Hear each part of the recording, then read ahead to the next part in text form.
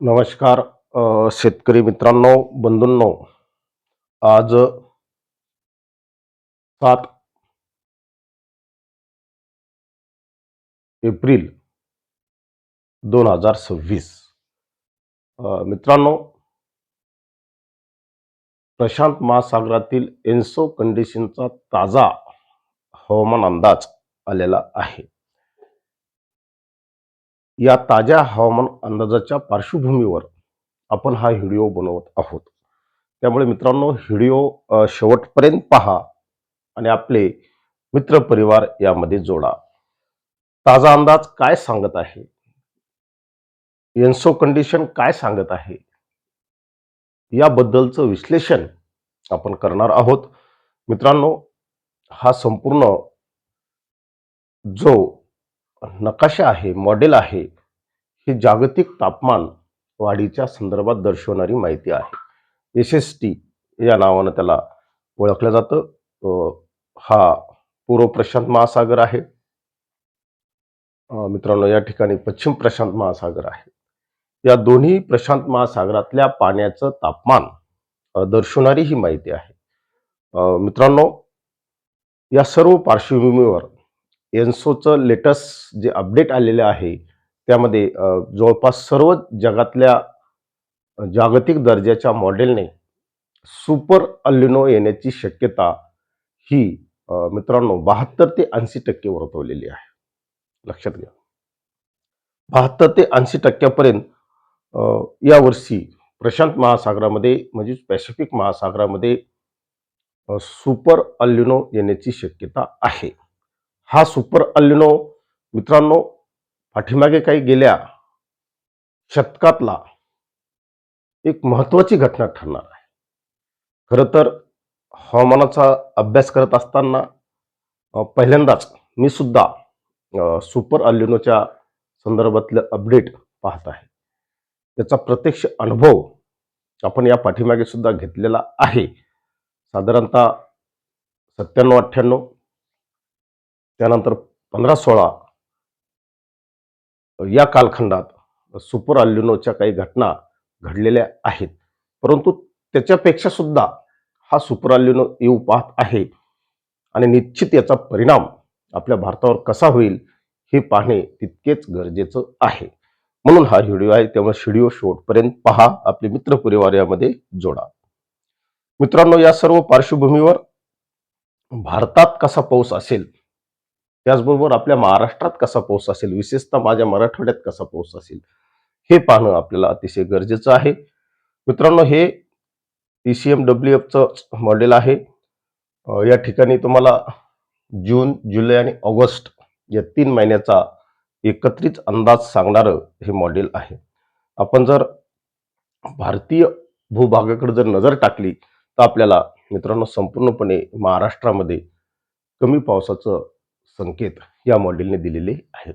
मात्र घाटावर केरळ, कर्नाटक, संपूर्ण कोस्टल लाईन अगदी मुंबईपर्यंत, ठाणेपर्यंत ही संपूर्ण कोस्टल लाईन आपल्याला चांगल्या पावसाचे संकेत देत आहे.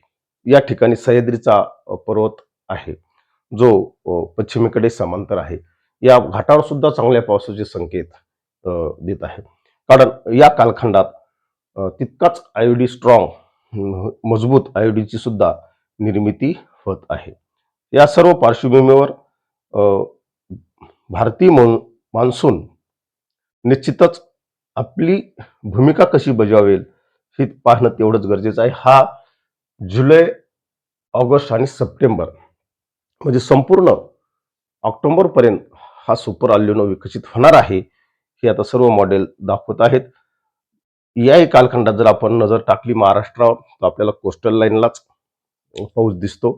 म्हणजे समुद्र किनारी भागात मित्रांनो पूर्व भारतामध्ये सुद्धा तामिळनाडू असेल, आंध्र असेल, तेलंगणा असेल, या भागात सुद्धा पावसाची तूट आपल्याला या मॉडेलने दाखवलेली आहे. महाराष्ट्रात आहे, मराठवाड्यात विशेषतः पर्जन्यछायेच्या प्रदेशात मित्रांनो ही तूट प्रकर्षाने आपल्याला जाणवेल. मित्रांनो, या सर्व पार्श्वभूमीवर मी एक माझं वैयक्तिक विश्लेषण तयार केलेलं आहे आणि या विश्लेषणानुसार महाराष्ट्रात कशा पद्धतीने पर्जन्यमान होऊ शकते तिची माहिती या ठिकाणी आपण पाहणार आहोत. ती पाहू शकता. मित्रांनो,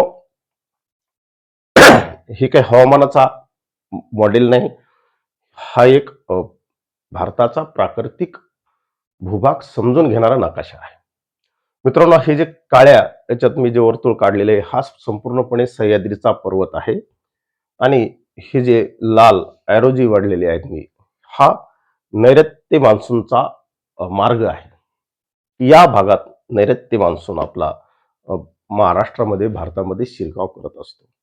मित्रांनो, हे सर्व होत असताना आपल्याला हा पर्वत, सह्याद्री पर्वत, हा या मान्सूनसाठी एक अडथळा ठरत असतो. एक नैसर्गिक भिंत ही या वाऱ्याला असते आणि त्यामुळे या ठिकाणी वारे ताडले जातात, अडवले जातात आणि घाटाच्या पश्चिम उतारावर, लक्षात घ्या मी काय म्हणतो ते.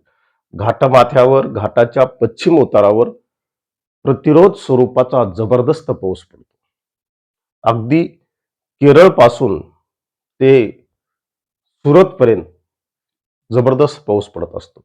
मित्रांनो, यावर्षी आयओडी पॉझिटिव्ह असल्या कारणानं बंगालच्या उपसागरापेक्षा अरबी समुद्र हा अधिक उबदार असणार आहे.